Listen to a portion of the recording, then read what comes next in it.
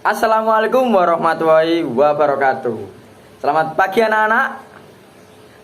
Sebelum kita memulai pembelajaran kali ini, marilah kita berdoa menurut kepercayaan masing-masing. Berdoa mulai.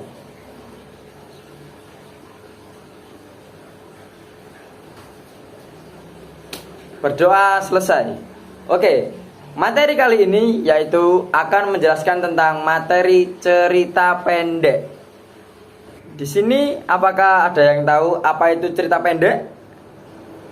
Cerita pendek adalah salah satu karya sastra yang memusatkan kisahnya kepada tokoh tertentu dalam satu situasi. Karakter tokoh pada cerita pendek ini bermacam-macam, meski umumnya terpusat pada karakter protagonis dan antagonis saja. Meskipun kisah yang disajikan fiksi dan terdapat berbagai rekaan, namun umumnya idenya berdasarkan kisah nyata dalam kehidupan. Dengan demikian, dengan membaca cerpen, kalian dimungkinkan mendapatkan nilai-nilai kehidupan yang bermanfaat jika diaplikasikan secara nyata. Itu. Lanjut pada materi selanjutnya, yaitu nilai kehidupan dalam cerita pendek.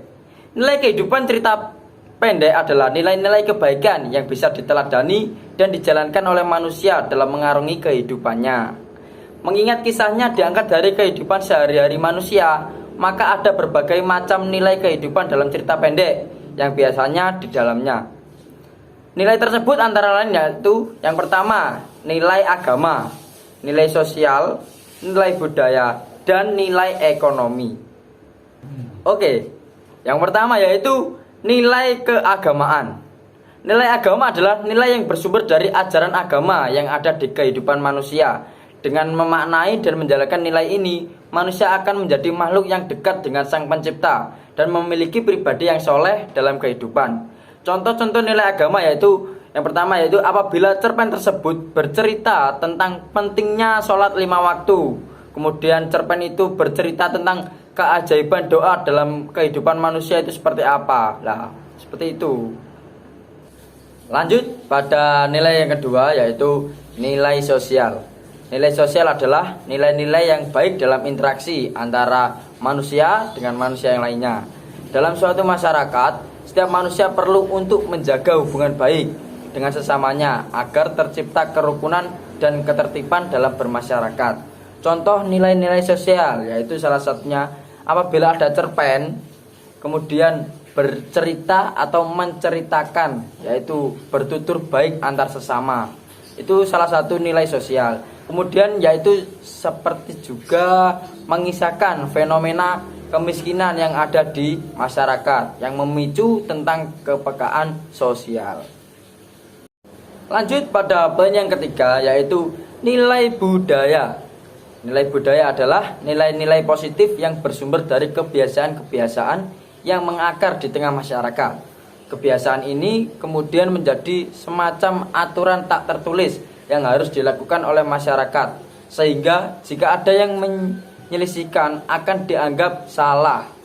Contoh nilai-nilai budaya yaitu yang pertama, apabila ada cerpen yang menceritakan atau mengkisahkan tentang budaya gotong royong.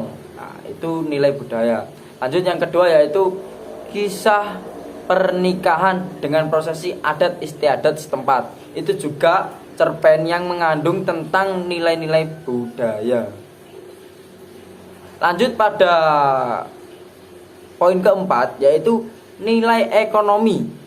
Nilai ekonomi adalah nilai yang berhubungan dengan kegiatan pemenuhan kebutuhan hidup manusia, baik kebutuhan primer, sekunder maupun tersier. Berhubung dengan kegiatan mencari uang atau penghidupan agar manusia tetap bertahan hidup. Itu adalah nilai-nilai ekonomi. Contohnya yaitu apabila ada cerpen yang mengkisahkan tentang ayah mencari nafkah untuk ibu dan anaknya. Kemudian yaitu tentang cerpen yang mengisahkan tentang seorang bisnis yang mengawalinya bisnis dari nol menjadi sukses. Seperti itu. Lanjut pada materi selanjutnya yaitu unsur pembangun cerita pendek.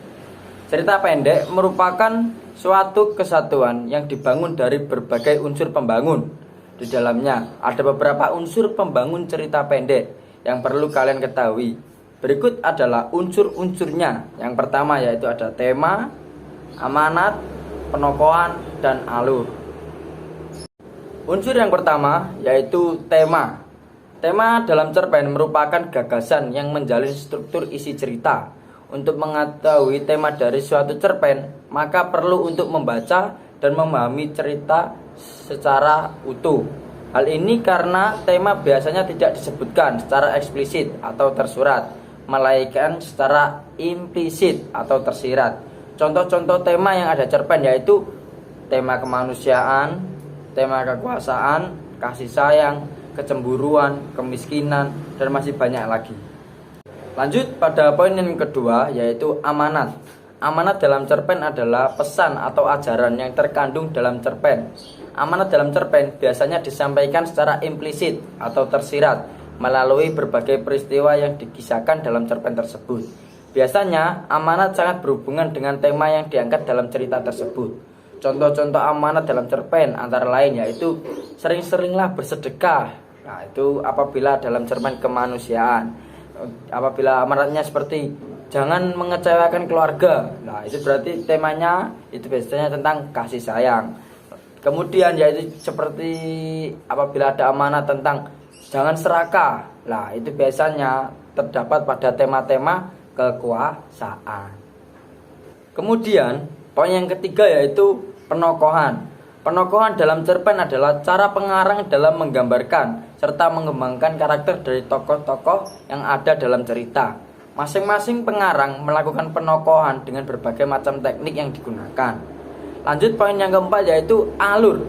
Alur dalam cerpen adalah pola pengembangan cerita yang terbentuk oleh hubungan sebab akibat atau hubungan kronologis antar peristiwa yang dikisahkan dalam cerpen.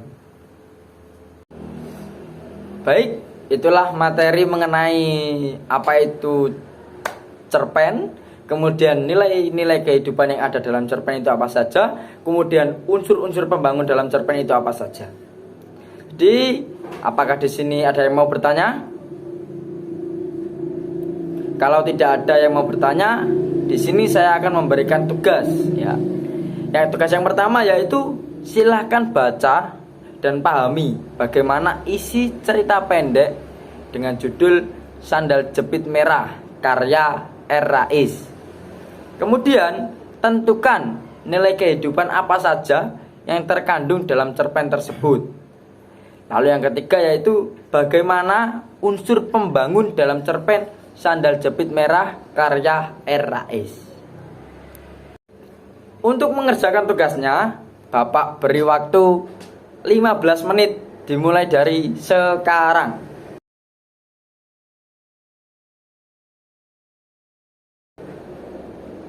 Oke, 15 menit telah berlalu. Untuk jawaban dari tugas-tugasnya silakan dikumpulkan ke Bapak sekarang. Baik, sebelum kita mengakhiri pertemuan kali ini, sekali lagi, apakah ada yang mau bertanya? Kalau tidak, sekian dari saya. Wassalamualaikum warahmatullahi wabarakatuh.